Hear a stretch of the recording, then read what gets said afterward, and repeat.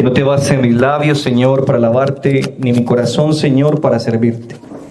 Que te baste mi vida entera, Señor, para amarte y mi alma toda para seguirte por una eternidad. A ti que eres el Dios de toda gracia y de toda bendición. Te pido en el nombre de tu Hijo Jesucristo y por la fuerza y unción del Espíritu Santo que envíe sobre nosotros la luz de tu amor para poder comprender esta palabra que fue puesta en el corazón del evangelista Lucas y que ahora te pedimos que también llegue a nuestro corazón. Estamos delante de ti, Señor, reconociendo que solo tú puedes abrirnos el entendimiento para poder comprender ese mensaje que fue puesto también en el corazón de San Juan el Bautista, pero que hoy de manera especial nos relata el anuncio de su nacimiento. Aquí estamos, Señor, para hacer tu voluntad, que tu palabra sea cortante en nuestro corazón y disipe toda tiniebla de nuestra conciencia. Bien, queridos hermanos, ayer iniciábamos el recorrido de estas fiestas patronales hablando de lo que era la predicación de Juan el Bautista. Hoy nos reúne un tema muy importante que es el anuncio del nacimiento de Juan el Bautista. Es muy similar a lo que se anunciará luego de Jesús, pero vamos a encontrar unas diferencias importantes.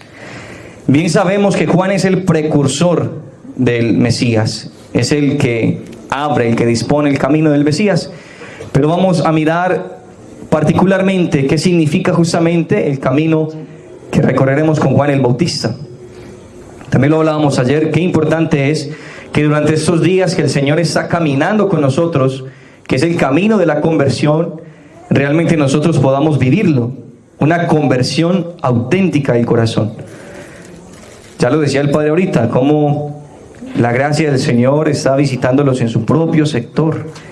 Estábamos aquí, prácticamente a la puerta de su casa. Muchos de ustedes, no todos, pero muchos de ustedes viven aquí cerca, a unos cuantos metros quizás, a unos cuantos pasos. Es el Señor quien se hace presente.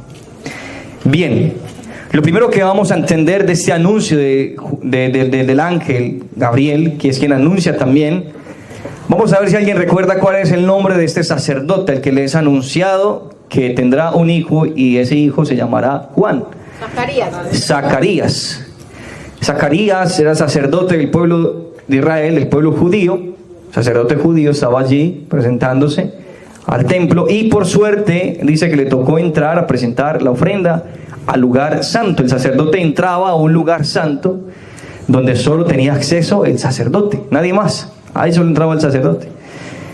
Y allí entra Zacarías y recibe la visita justamente entonces del ángel. Entonces vamos a entender que Juan es hijo de un sacerdote llamado Zacarías. Pero también nos va a decir que será hijo de una mujer que era estéril. Y que no solamente era estéril. ¿Cuál era el problema de Isabel? Era estéril, pero tenía otro problema. Era muy viejita. Por ahí, ¿cuántos años tenía, niños, más o menos? ¿Cuántos años tenía Isabel? Póngale más o menos, si dice que era viejita, ¿cuántos años? A los niños, ¿a los cuántos años uno es viejito? A los 90 dicen por allí. 74 dicen por aquí. Bueno, no nos dice exactamente la edad de Isabel, pero nos cuenta que ya era una mujer avanzada en edad, era estéril y además, entonces también nos dice que Juan nacerá de un sacerdote. Entonces vemos la grandeza de Juan, hijo de un sacerdote, de un servidor, que para ese tiempo en el pueblo judío los sacerdotes podían casarse, porque entonces no falta el que diga aquí, oiga, entonces el padre Checho también tiene la esposa por ahí. ¿Y será también estéril como Isabel? No. Avanzada en edad. O avanzada en edad, sí. Algunos dicen, no, el padre Checho también para ahí una viejita guardadita. Por eso es que la pasa por ahí con las viejitas para ahí para abajo. No. En ese tiempo el pueblo judío no tenía la prescripción que más adelante se le da a los sacerdotes católicos, donde les piden que hagan el voto del celibato, ¿sí? Que eso no lo vamos a hablar hoy, pero sabemos que en la Iglesia Católica el sacerdote renuncia a la posibilidad del matrimonio para casarse con la Iglesia y al servicio del Señor. Exacto, anda con la mamá, muy bien. Entonces sabemos que Juan es hijo de un sacerdote y de una mujer estéril. Aquí vamos a entender algo. Cuando nos dice que Isabel era avanzada en edad, no lo hace para decir simplemente que era una mujer ya viejita, no, sino para decir que cuando Dios quiere algo, no importa el tiempo. No existe impedimento para el Señor. Es algo importante que nos dice hoy este Evangelio de Lucas. Dios no tiene tiempo. Dios no tiene tiempo para cumplir su voluntad. Usted me puede estar diciendo, no hermano, yo estoy cansado de pedirle al Señor por un milagro. Llevo años pidiéndole la conversión de mi esposo, de mi pareja. Llevo años diciéndole que mi hijo se case. Llevo años diciéndole que mi hijo se convierta. Llevo años diciéndole o pidiéndole esta u otra realidad. ¿Y qué nos está diciendo el Evangelio? Nunca es tarde para recibir una bendición. Usted no puede decir ahora, no, yo ya me cansé de pedir. Yo ya me cansé de esperar. Porque si Isabel, que era estéril, y no solamente era estéril, sino avanzada en edad, pudo recibir ese milagro del Señor, como se lo dirá justamente el ángel cuando le cuenta a la Santísima Virgen María que su prima está en embarazo, la mujer que todos tenían por estéril, ¿qué le dice el ángel? Porque para Dios nada hay imposible. Entonces no existe imposibles para el Señor. Es el primer dato importante de este texto de Lucas. Y debe decírselo usted a su corazón, debemos decirlo a nuestro corazón. No hay nada imposible para mi Dios. Esto que estoy pidiendo, esto que estoy esperando, no es imposible. Aunque en el momento no lo vea cumplido, aunque en el momento no vea la señal, Señor, yo sigo esperando como Isabel, aún estéril y anciana, espero en tus promesas. Lo segundo que parece importante en este texto es cómo justamente el ángel Gabriel da las características de Juan el Bautista, las enumera, las detalla. El ángel es determinante con las características que tendrá este hombre, este nacido de mujer. Y mire lo primero que dice el ángel: será grande ante el Señor.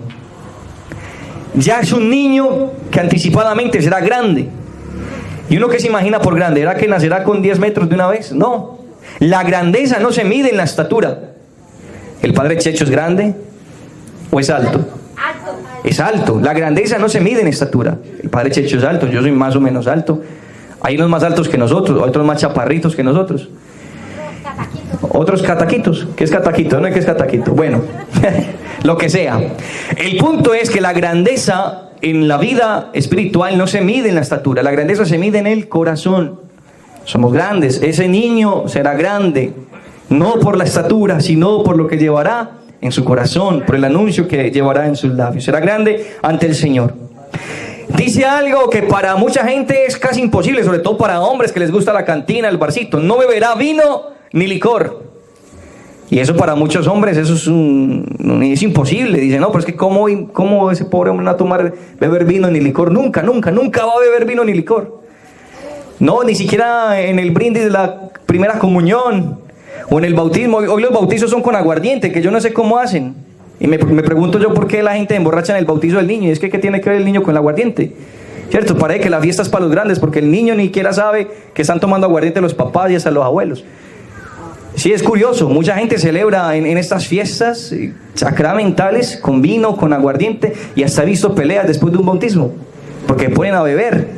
No tiene nada que ver. Y mire lo que nos habla. ¿Por qué el ángel dice que no beberá ni vino ni licor? Porque en ese tiempo, el tiempo judío, todas las fiestas eran con vino. De hecho, cuando Jesús va a las bodas de Caná, lo que se acabó, ¿qué fue lo que se acabó?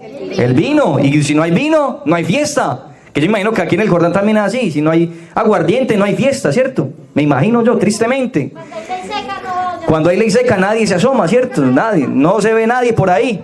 Entonces, ¿qué pasa? ¿Por qué habla el ángel de que este hombre no beberá ni vino ni licor? Va a decir, este hombre va a contradecir la corriente del mundo. Este hombre va a ir en contracorriente. Por eso será grande.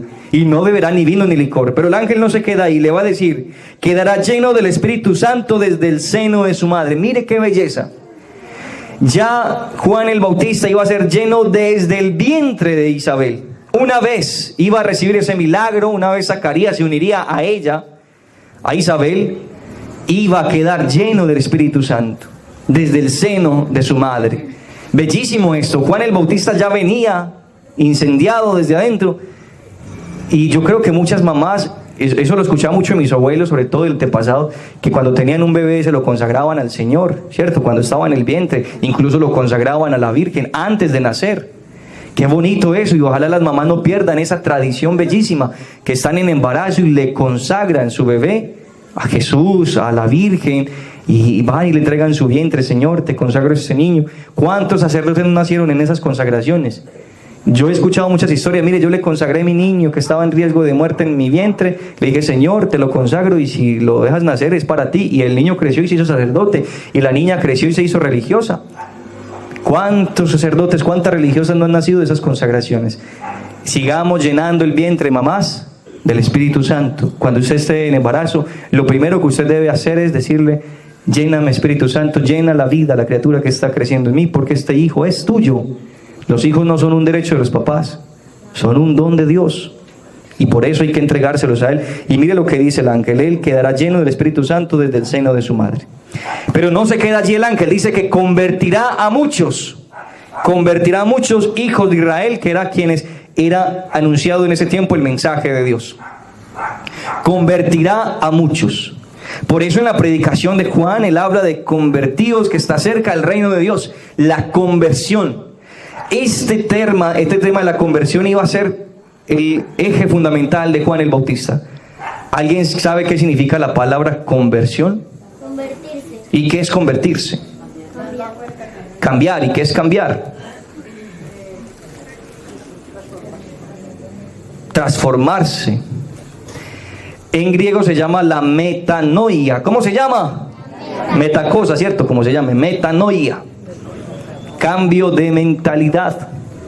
Eso es la conversión, una transformación de la mente que luego llega al corazón. Cambiamos de pensamiento, ya no pienso lo mismo. Alguien, por ejemplo, decía, eso uno no va a misa un domingo y eso es lo mismo. Cuando uno no está convertido le da lo mismo si va a la misa el domingo o no. Y prefiere el paseo de olla, y prefiere la fiesta familiar que la Eucaristía, y prefiere irse lejos, y si alcanzo voy a la misa. No fui a misa porque no alcancé. Cuando uno no está convertido le da lo mismo faltar a la Eucaristía, le da lo mismo no confesarse cuando no está convertido, porque no hay un cambio en la mente, porque no hay un cambio en el corazón. La conversión es transformarse y dejarse transformar. Si he dejado que el Señor me transforme, he llegado a una conversión, un camino de conversión. Y nadie puede decir, yo ya me convertí, porque es que la conversión es para toda la vida. No, yo ya me convertí. Sí, como pasan las señoras que dicen que ¿cómo es que le llaman a los esposos? Patico, pantera, tigre y cocodrilo. Entonces ya se convirtió la esposa en pantera, tigre y cocodrilo. No, o el hombre que se convirtió. Es duro decirlo, yo a veces escucho por ahí que es que el marrano de mi esposo. Y yo imagino un marrano. Yo no me imagino un esposo, sino un marrano. Y que es que el marrano es mi esposo. Y te digo, oye, ¿qué es que se puede convertir en un marrano? ¿O es que no fue capaz con su esposo y se casó con un marrano? Porque yo no entiendo eso. O sea, la conversión es un cambio, es una transformación. Y nosotros debemos dejarnos transformar en algo mucho más digno, más noble que lo que incluso éramos antes. También dice el ángel, será el precursor del Señor y llevará el espíritu y el poder de Elías, el gran profeta del Antiguo Testamento, que incluso hay una canción que la cantamos mucho, ¿cierto? Y entonces como Elías en el desierto, que estuvo 40 días también allí, y el ángel fue y le dio de comer y le dijo, levántate y come que falta mucho por caminar. Y ese profeta destruyó muchos altares a los falsos dioses, a los falsos ídolos. Y entonces Juan venía también con ese poder y espíritu de Elías, que incluso algunos decían, resucitó Elías, volvió Elías, porque como Elías se fue, ¿alguien recuerda cómo fue que Elías se fue para el cielo? En carros de fuego, en caballos de fuego, unas carrozas de fuego subieron con Elías al cielo. Entonces muchos dijeron, volvió Elías. Pensaban que Juan el Bautista era la resurrección de Elías. Luego nos va a decir este texto de Lucas algo precioso, pero también que nos mueve a nosotros a preguntarnos en dónde tenemos nuestra certeza. Cuando a Zacarías se le cuenta todo lo que va a hacer Juan el Bautista, Zacarías duda. Zacarías le pregunta al ángel, ¿y yo cómo voy a saber que eso es verdad? ¿Yo cómo voy a saber que eso sí va a suceder? Claro, porque él pensaba, es que mi esposa es estéril y viejita. Yo también ya estoy viejo. No, eso sí será verdad. Y entonces, ¿qué pasa? Enmudece. El ángel le dice, por haber dudado, te quedarás mudo. Y mire la diferencia con María, mire la gran diferencia. María no duda. Cuando María pregunta, ¿cómo puede ser posible si yo no conozco varón? Y ya no estaba dudando, le estaba diciendo al ángel, bueno, entonces cuéntame, porque yo creo. Ahora dime cómo va a ser, porque yo creo y dime qué es lo que va a pasar. Y ella no enmudece, y no solamente no enmudece, sino que va y proclama las grandezas del Señor. Entonces mire lo que pasa con Zacarías. Por haber dudado, enmudece. Nosotros, ¿cuántas veces hemos dudado también y hemos enmudecido? Enmudecer, enceguecer, dejamos de ver con el corazón, dejamos de hablar con el corazón. Entonces la gente que anda sin fe, anda como muda, porque habla solamente de las tristezas y amarguras. Cuando yo escucho a alguien que se queja todo el día, tengo la seguridad de que no ha conocido a Dios. Todo el día se queja, todo el día llora, todo el día se entristece. Usted no ha conocido a Dios. No hemos conocido al Señor, porque no puede estar triste un corazón que alaba a Cristo, que conoce a Cristo. Entonces, cuidado con enmudecer, cuidado con andar contando tristezas, amarguras, problemas y no hablar de lo que Dios ha hecho grandemente en nosotros. Y termina este texto diciendo que Isabel reconoció la grandeza del Señor al ser liberada del desprecio público. Claro, yo no sé si les han contado, ustedes sabían que en ese tiempo una mujer que era estéril era declarada maldita de nacimiento. Una mujer que Dios no está con ella, porque claro, no podía. De hecho, en el pueblo judío, las mujeres solamente servían para parir. Una mujer que no daba hijos era una inútil en ese tiempo. Y qué triste que hoy todavía muchos hombres crean eso, que la mujer solamente es para planchar, barrer y criar los hijos. No, Señor. Eso lo cambió y lo transformó Jesús cuando le dio dignidad a las mujeres, y por eso nació de mujer, y por eso en su discipulado también tenía mujeres. Pero para ese tiempo, cuando llegó Jesús y cuando fue anunciado justamente Juan, la mujer solamente servía si podía dar a luz, y si no daba luz era considerada inútil, inservible, y por eso Isabel sufría muchísimo y lloraba muchísimo, y por eso ella reconoció al quedar en embarazo, al quedar encinta, que Dios había sido grande con ella, y por eso ella dio testimonio público de esa grandeza del Señor. Y concluyo con esto, queridos hermanos. Cuando hablamos de que este camino de Juan el Bautista es un camino de conversión, vamos a ir cambiando las cosas que en nuestra vida nos están apartando del Señor. Hay muchos falsos ídolos. Hay muchas cosas en las que nosotros hemos puesto la fe, incluso objetos. Hoy conversaba con alguien y he tenido también la oportunidad en estos 10 años de ministerio con el Señor en la misión, de entrar a casas donde tienen fe en pencas de sábila, donde tienen fe en una mata de ruda, en una rama de altamisa, en una piedra, en un pentagrama, en un dibujo extraño, y no en una cruz donde está nuestra fuerza y nuestra esperanza. Incluso mezclan cosas raras, hacen baños extraños en su casa, que porque alguien les dijo que para ser curados tenían que utilizar esto. ¿Por qué hablo de estas cosas? Porque Juan el Bautista predicaba la conversión, y la conversión pasa por abandonar los falsos ídolos y por convertirnos al único Dios y Señor verdadero. Si usted necesita ser curado de algún supuesto mal, porque muchos de ellos son supuestos males, yo le explicaba a esa persona, usted a veces se cae de la cama y dice que fue que vino un diablo, lo tumbó, o le mandaron un espíritu para que le tumban de la cama. O usted se le quema el arroz y que no, que quién sabe es que me tiraron para que me quemara el arroz, que es que a mí me están haciendo mal. No, Señor, no todo se les llama diablo. Hay cosas que son consecuencias naturales. Entonces tengamos cuidado, porque cuando Juan el Bautista habla de la conversión, habla de un cambio también de vida. Nosotros en qué hemos puesto nuestra confianza. Y concluyamos con esto, este momento de la reflexión.